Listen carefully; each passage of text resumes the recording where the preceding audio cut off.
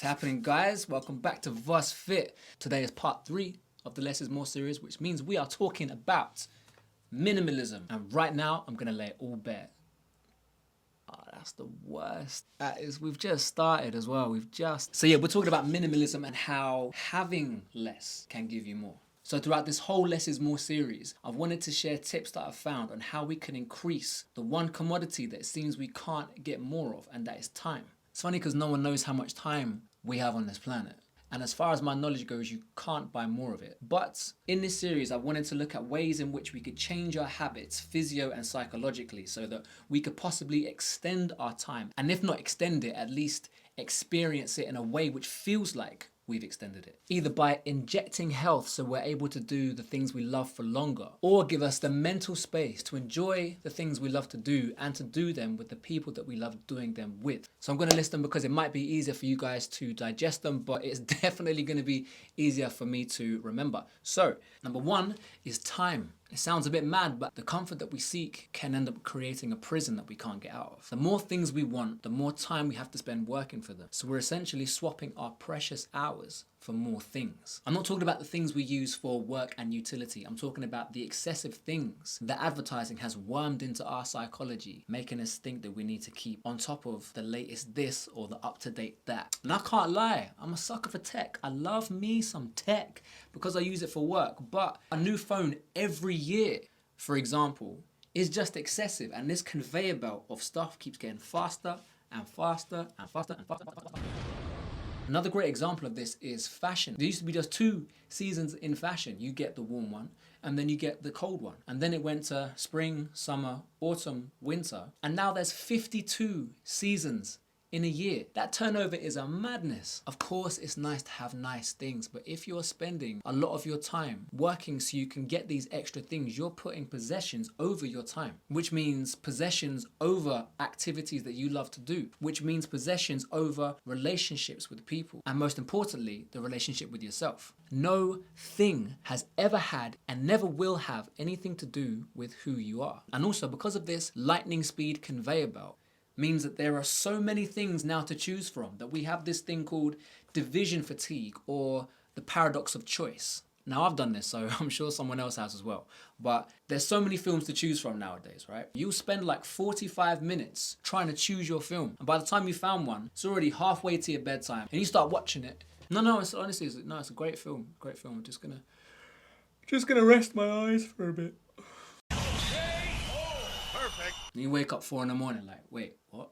Okay, the sleep thing might be just me, and that's just one example. But what I'm saying is this excess choice means not only do we spend our extra hours working to get these things, but then we spend even longer stuck in this limbo of whether we can actually choose our choice. By decreasing our need for things, we decrease the amount of time we spend trying to acquire and choose them. That means we get more time to spend on doing things that we love to do with the people that we love to do them with. Secondly in this list is detachment and letting go. Now, the very act of becoming a minimalist forces you, it literally forces you to have to let go. And this is one of the most important tools in life. Detachment really is one of my favorite things, and it's a huge subject that I'm going to cover fully in another video. But just briefly, the acquisition of more stuff creates a stronger attachment, and attachment seems to strengthen ego and false identity, because some people actually start identifying with the things that they have and identifying with the status they think the things that they have give them.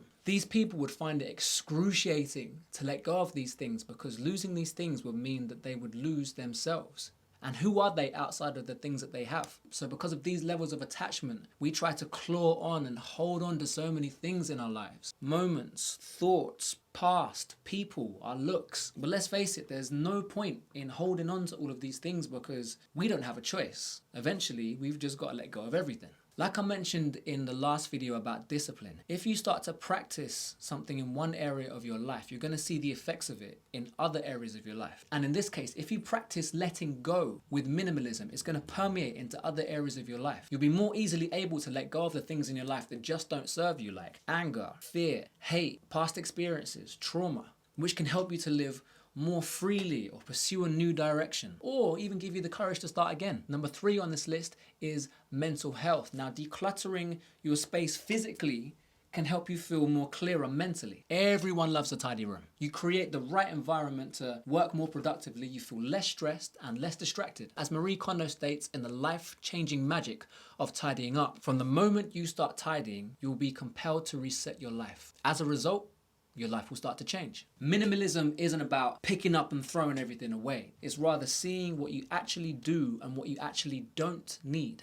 And one of the greatest things about this is that you start to feel more fulfilled, because once you get rid of the clutter and just keep the things that mean something to you, you're happy then with what you do have rather than focusing on what you don't have. And because you're happy with what you have, there's less comparison with other people and what they have. Also, what is your idea of success? What is making it? Is it accumulating all of these things? For most people, when you ask them what do they want in life, they want to be happy. And if the saying goes you can't buy happiness, then surely buying more things won't ever fill that cup. Please don't let your happiness depend on something that can be taken away. Let it come from the inside out, not the outside in. And to quote my future wife, Janae Aiko, what you create for you, no one can take from you. Number 4 on this list, and this is an obvious one, is the health and state of the planet. Whether it's our own insatiable demand for more or whether it's the adverts fueling these demands, it's unsustainable. If the conveyor belt of stuff is just getting quicker, that means the production of it is getting quicker as well. The more stuff, the more landfill. The more landfill, the more pollution. The more pollution, the more toxic the planet becomes, and the deeper it eats away into our ecosystem and the biodiversity of this planet. So with minimalism, you can literally free up your time. You'll feel grounded, you'll feel more content, more fulfilled, less stressed, more grateful, and you're doing your bit to help the planet. Because of minimalism, I feel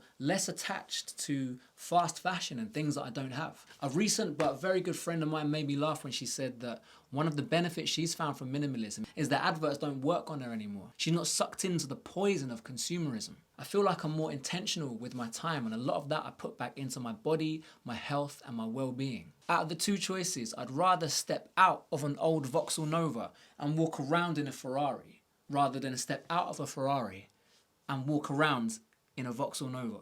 Minimalism gives us some time back and teaches us to value people and not things. From my experience, it's a tool that we could use to find freedom. And for me, minimalism isn't just about decluttering or getting rid of everything that I don't need. It's just being more intentional with my decisions, being more intentional with my time, and learning to cherish the things that I actually do have. So I hope you found this information helpful and you can implement some of the tools in this series to do less but get so much more. So if you liked it, give this video a thumbs up. There's so many more videos on the way, so make sure you subscribe.